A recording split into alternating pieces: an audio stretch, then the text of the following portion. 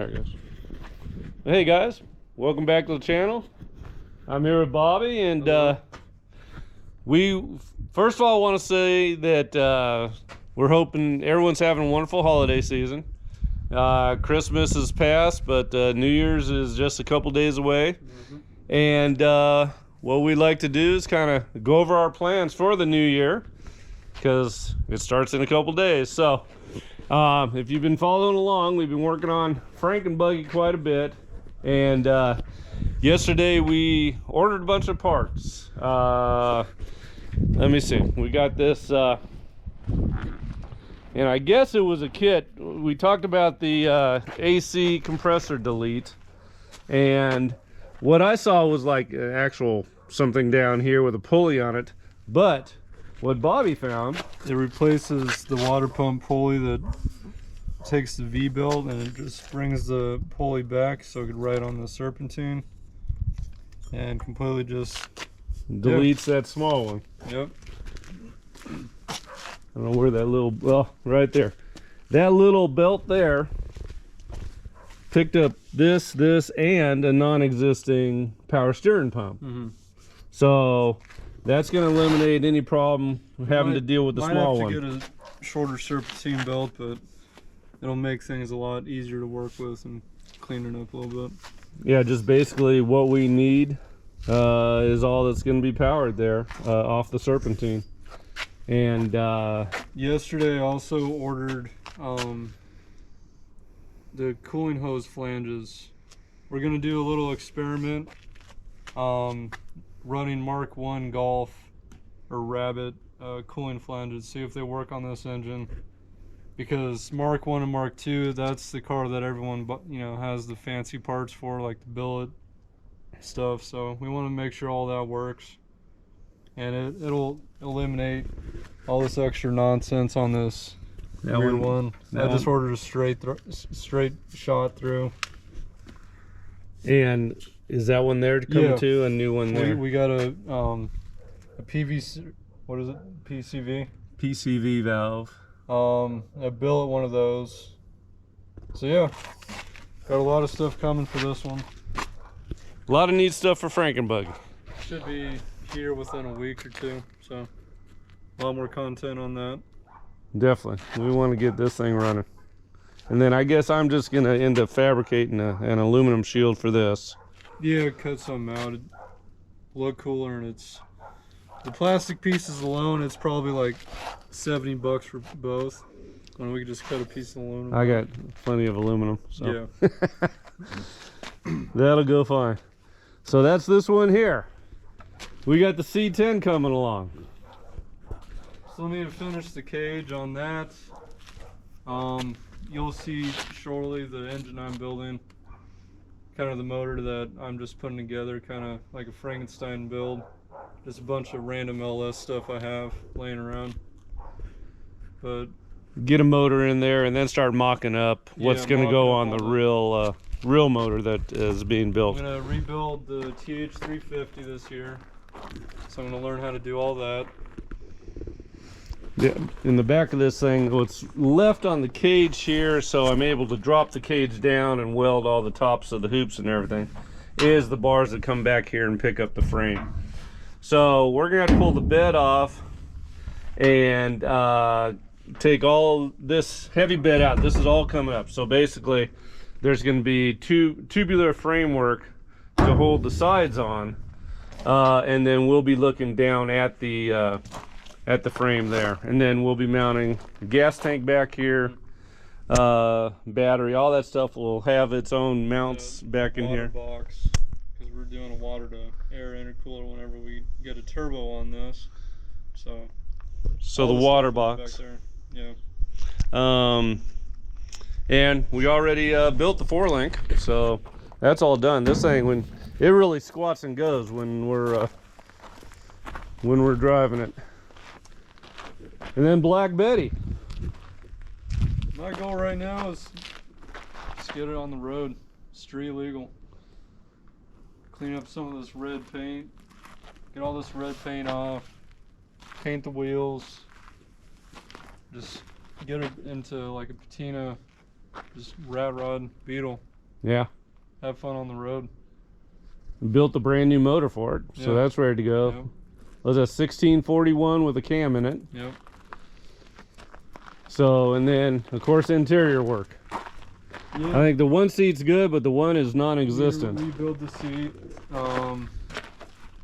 We have the back seat, the lower cushion in the garage.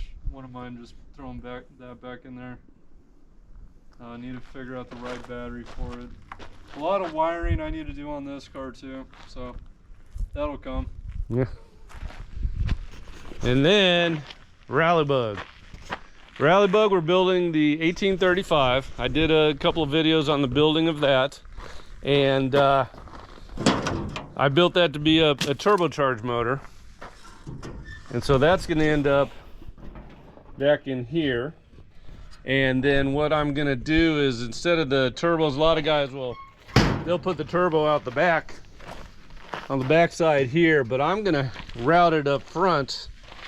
And so I'm looking at having the intake right there, and then even like a scoop on the side to direct air into the intake here, and then the exhaust come out the side here. So we're gonna do some real trick with this. The suspension will get lowered, and then disc brakes all the way around. So suspension upgrades, motor upgrades. Basically what I'm looking to do with the Rallybug is like a road course car. That kind of looks like a stock VW, but absolutely kicks butt and handles great. So that's going to be a neat one. This guy here, really, it's ready to rock and roll except for sand tires. So, yeah. A good goal this year is to get this thing out to Glamis. Do some sand driving out of Glamis. There's some events coming up. This thing absolutely rips. I mean, it's a good running motor there, and it's so lightweight, but we just got to get the tires for it, because this will sink right in the dunes if we tried to drive this out there. This guy here. Love the golf cart. This thing originally started with I bought that differential at a yard sale for 20 bucks. And we had a generator that the motor ran, but the generator didn't work. And we had a seat out of the C10. Yep. Other than that, this was all built by Weininger Racer. This is a cool project. So, but the holdup on it really is this.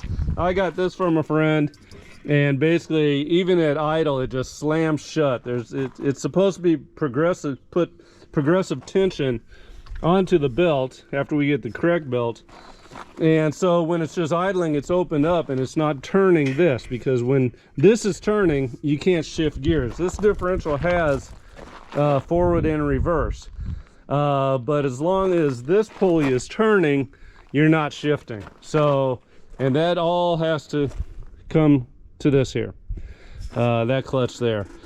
Now this pulley here, they have these things that when the motor's running, it acts as a generator, and when it is off, you hit a starter button and it'll actually start this. This is how the golf carts work. So it's one motor slash generator that you tie to this with a V-belt, and I won't have to jump out and pull start and chase this thing as it's going down the street anymore. I'll be able to hit a button. Yep. And it'll run. The trike, that's been a fun project this year. Still need to get that running though. Yeah, I want to ride it. I kind of got stalled out on the brakes because I couldn't get them bled, and I didn't want to get the motor running. We got spark and everything, so you know the motor would be easy to get running, but I don't know what's with that. I probably just need to get a new master cylinder and stuff for that. This is kind of like another Frankenstein thing. Just definitely. All the random stuff we had laying around, just threw it together, made a trike. Yep. We do that a lot. We take the stuff we have, it's like, oh, what can we build out of it? And then the old Opal GT. This guy here, this is going to be... biggest goal for this year. Because what we plan on doing this is something special. Now we want to just take the chassis from a VW Bug, because the wheelbase fits perfectly. And as you'll see shortly in the garage, we have the Subaru 2.0. EJ20. And so I want to actually do mid-engine 2.0 Subaru underneath this thing on a VW chassis. So basically, the body of the Opal GT will be sitting on top of a very fast VW Bug chassis. And I'm even looking at flaring the tires out, the fenders out for bigger tires, and this will be caged, everything. So this is kind of, you know, besides all our other projects, this is the one that we're really going to be wanting to get done this year and make something special out of it. There won't be another car like this in the world when we're done with it. No. So that's what we're looking. So that's kind of the rehash of all the projects we got, and definitely looking forward to this next year and getting all this stuff going. Why don't we go into the engine room and see what motors we're going to be using for all this stuff. So here we are out in the garage where we do all the engine building. And to start out with the Subaru, we were just talking about that, going into the Opal GT. That's a couple of VW cranks there, but in that box there is a brand new crank. We have heads in those boxes there. There's an intake right there. Intake. So really what we're looking at, bearings and gaskets, and just time to assemble it, and then that would be ready to go. And then the horsepower that we're going to be getting out of that, I don't want to use a sedan tranny, so we got an 091 down here that needs to be put together, and then we got this one here with a broken gear in it. One of those will be part of that Opal GT project. This is the 1835. It has a big cam in it. I gapped the rings to handle the extra heat that the turbo is going to be throwing at it. So this is all going to be turbocharged.